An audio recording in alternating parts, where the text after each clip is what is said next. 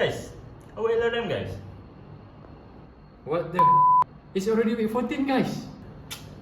If I'm not mistaken, the deadline are this Thursday. Yasin, where's Yasin? Yes, see? The one who recording us. What we should do, guys? How about forum? Man, too boring. What about podcast? It's not that the same. I got idea.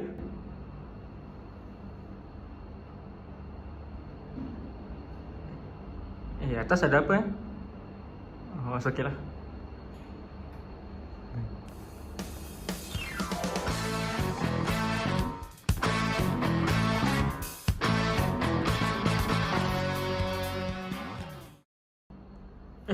Kau hilang? Sini. Oh.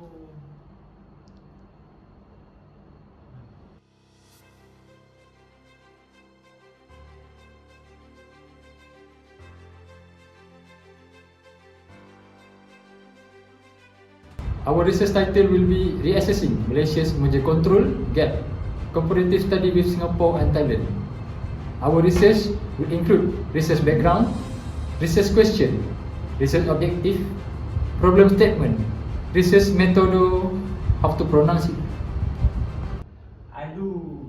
Research methodology. Repeat after me. Research methodology. Okay. Let's continue. Next is research methodology, scope and limitation, as well as significance of the research. Next is research background. Merger control constitutes a fundamental component of a robust competition law framework aimed at preventing market consolidation that may substantially lessen competition and enhance dominance. Malaysian Competition Act 2010, CA 2010, however, have a notable lack of comprehensive cross-sectoral statutory merger control, relying instead on fragmented sectoral approach and reactive enforcement mechanism. This absence of pre-merger notifications and review system significantly impairs the MyCC, or also known as Malaysian Competition Commission's capacity to proactively assess and intervene a potential anti-competitive mergers before their arrivals. This obviously led to a lot of problems. However, in Malaysia, MyCC have created or have proposed amendment to CA 2010. However, it has not been amended. This amendment obviously came about because the reliance on Section 10 of CA 2010, which address only abuse of dominance post-merger. It fails to prevent a structural harm caused by mergers, leaving the MyCC powerless to block or remedy dominance creating transaction effectively. Additionally, doctrinal gap excludes merger from scope of anti-competitive agreement under Section 4, allowing significant consolidation with advanced market effect to escape scrutiny. Unlike its Asian counterparts, such as Singapore and Thailand, which have established comprehensive mergers control regime that mandate pre-merger notification, apply clear substantive tests, and grant their competition authority the power to block or impose remedies before the transaction proceeds. This jurisdiction provides a valuable model for us as to assess the adequacy of Malaysian proposed reform, as I stated before. This study will critically examine the proposed amendment to Contract Act 2010 in light of this comparative benchmark, evaluate the extent which enhancement of Section 10 can serve as effective tools for the merger control, and argues for the inclusion of merger within the scope of Section 4. The study aim, obviously, we are only students. We aim to contribute to the development of proactive secondary merger control framework capable of safeguarding competitive market and promoting economic efficiency in Malaysia.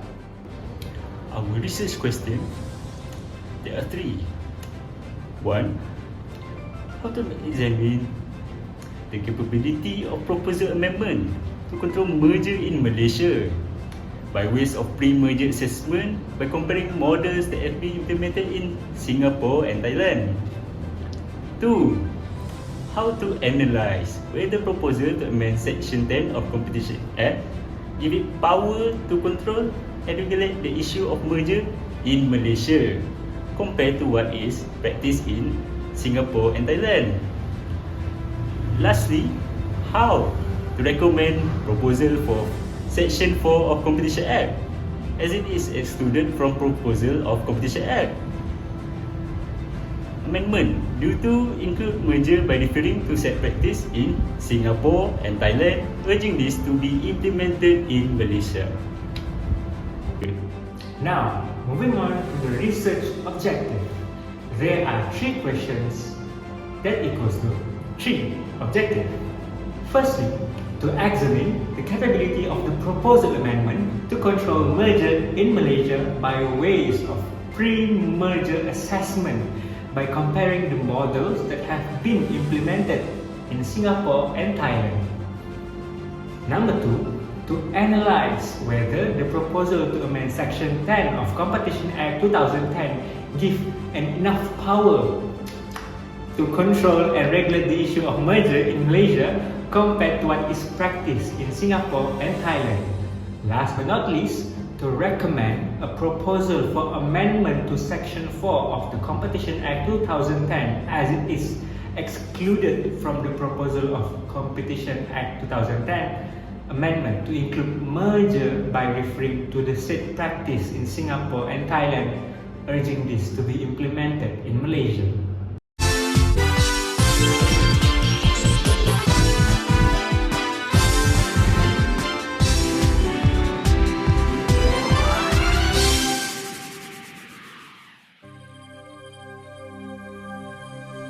Next is problem statement. Malaysia's Competition Act 2010 lacks a comprehensive statutory framework for pre-merger review, creating system vulnerabilities in its competition law regime. This legislative gap is rooted in historical policy choices that prioritize industrial consolidation and national champion creation over competitive safeguard, which manifests in 3 interconnected deficiencies that undermine market oversight and align poorly with Asian counterparts like Singapore and Thailand. Firstly, the absence of general merger control mechanism leaves the Malaysia Competition Commission (MyCC) without statutory authority to review or prohibit anti-competitive mergers preemptively.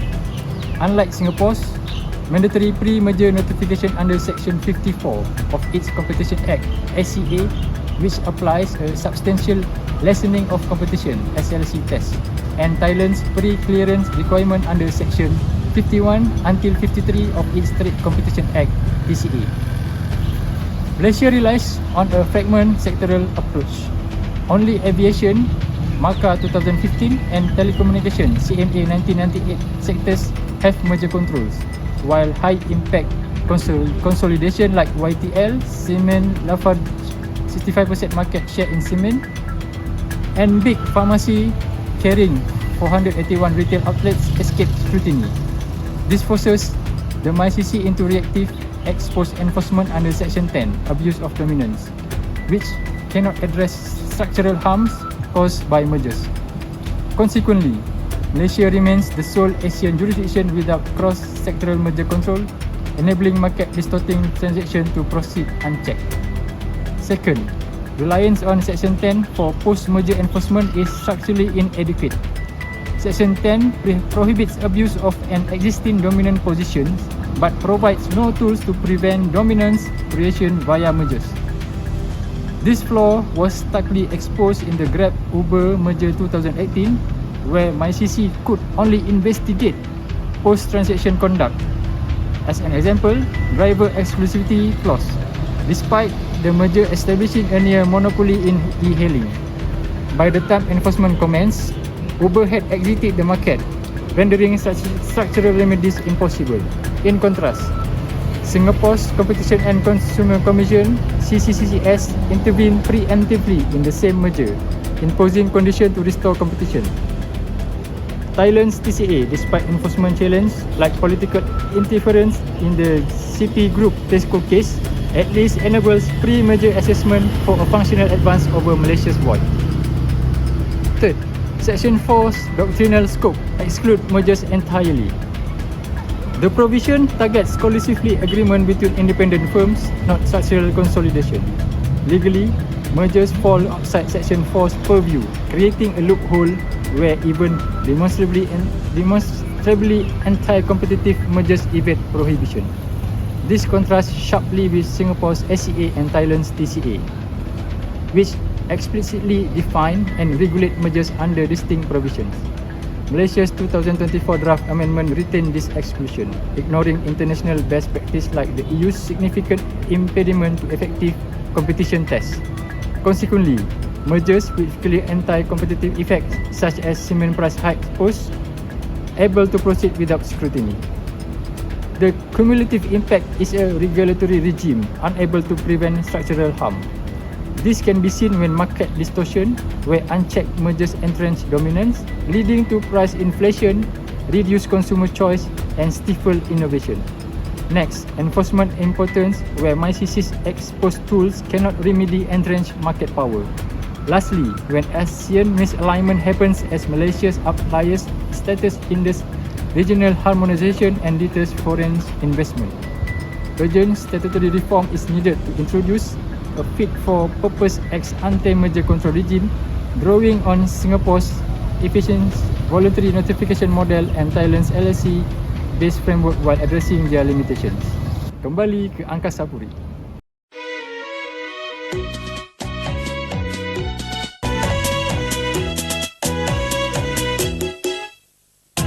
Beracap rambutan, pilihan bijak sejak tahun 1983. Beras cap, cap, cap, cap rambutan. Beras cap rambutan, beras pilihan bernas, dijamin pilihan bijak.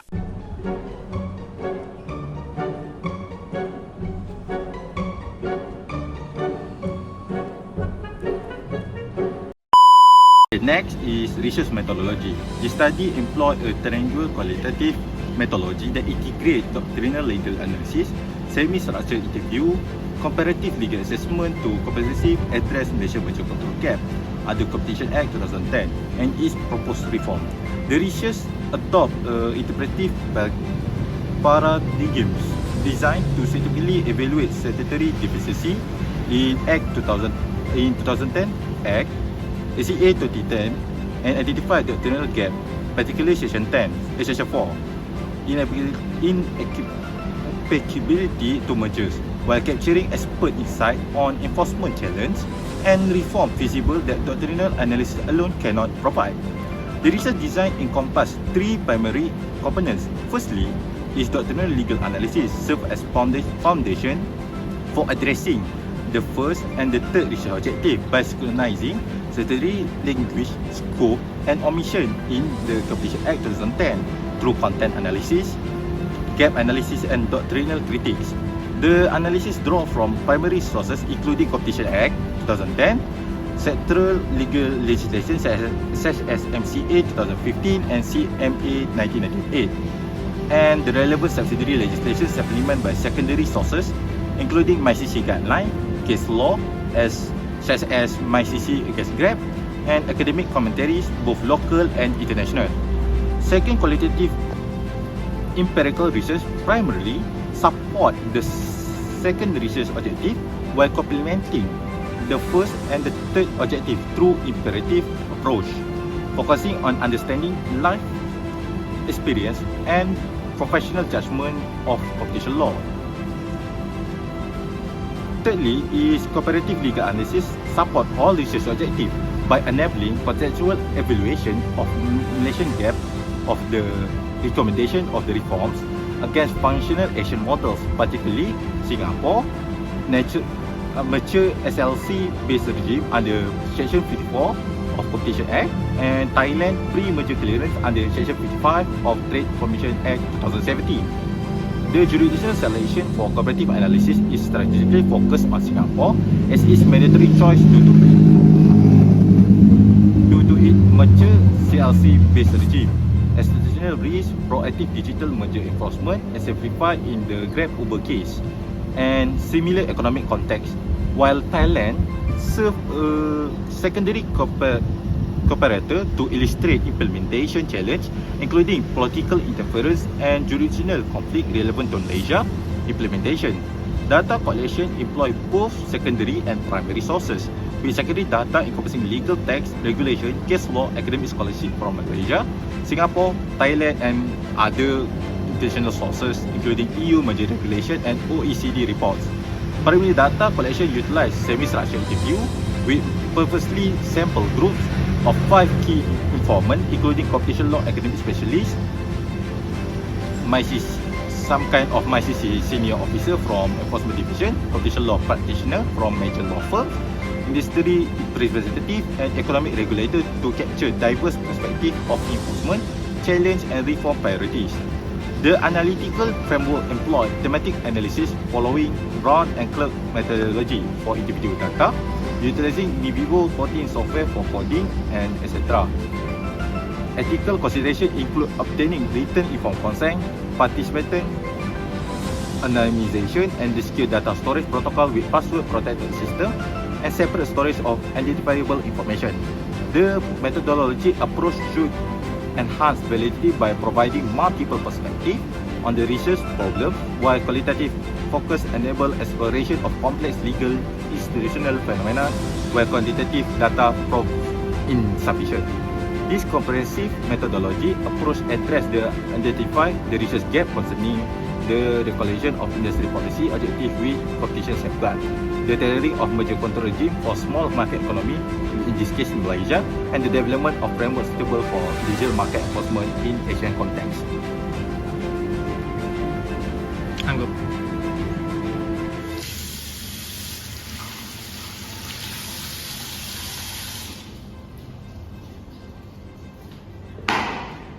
Moving on to the significance of study. This research addresses critical lacuna in Malaysian competition law framework and offers empirically grounded insights that carry significant implication for multiple stakeholders communities.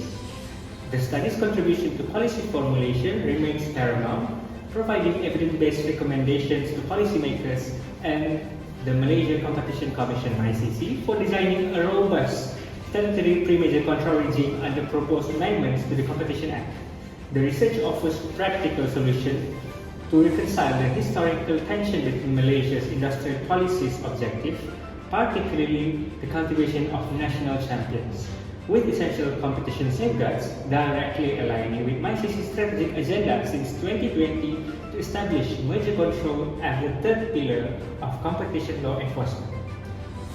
For Asian integration bodies, the study proposes to concrete frameworks for harmonizing merger notification thresholds and procedural requirements across member states, thereby supporting regional economic integration initiative while addressing critical gaps in cross-border merger oversight that currently undermine market confidence among foreign investors.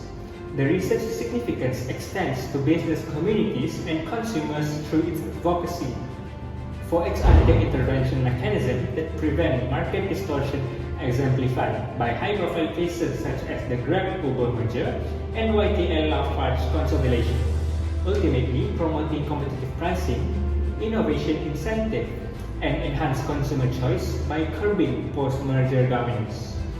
From an economic perspective, this study fills substantial literature gaps concerning the calibration of merger control frameworks for small market economies, particularly regarding threshold designs appropriate for Malaysia's concentrated markets.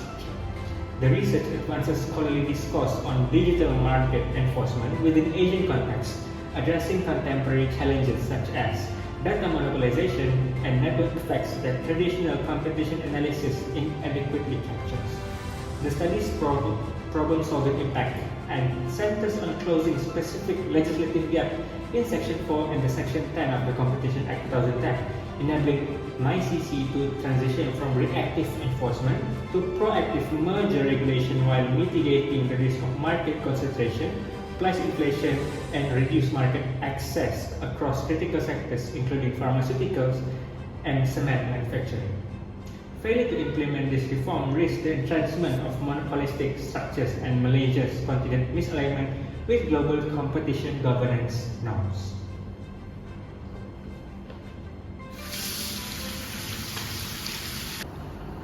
Next, our scope and limitations for our research. Firstly, I will talk about our scope. This study adopts an analytical framework from three primary dimensions in Malaysia, Singapore and Thailand. It is based on Section 4 and Section 10 in the Malaysian Competition Act 2010, Section 54 of Competition Act in Singapore Substantial Lessening of Competition SLC, and Section 51 of Thailand's Trade Competition Act 2017. Next, this study examines sectoral exclusion within Malaysia's current framework, including banking and telecommunication mergers regulated under Malaysia Aviation Communication Act 2015 and Communication and Media Act.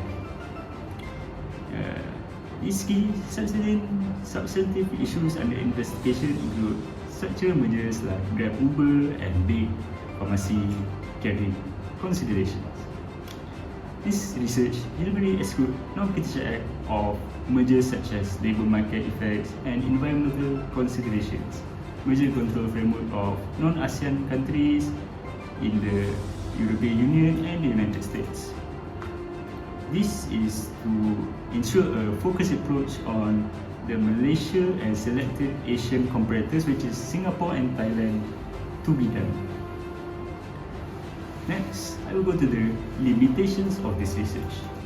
This study acknowledges several methodological and practical limitations that may impact findings of this research. Interview access contains primary limitation due to participation from MyCC officers and industry reports respondent may be restricted due to institutional confidentiality policies and regulatory sensitivities. So in simple, it would be hard to have an interview. Next, time and resource boundary would be an issue as we study Singapore, Malaysia and Thailand. There are three countries to be studied, so the time that we have might not be able to be sufficient in order to deeply study each company's competition law. And lastly, our study relies primarily on available public reports and academic critics. This might make our practical implementations a bit hard as all of these are theoretical methods.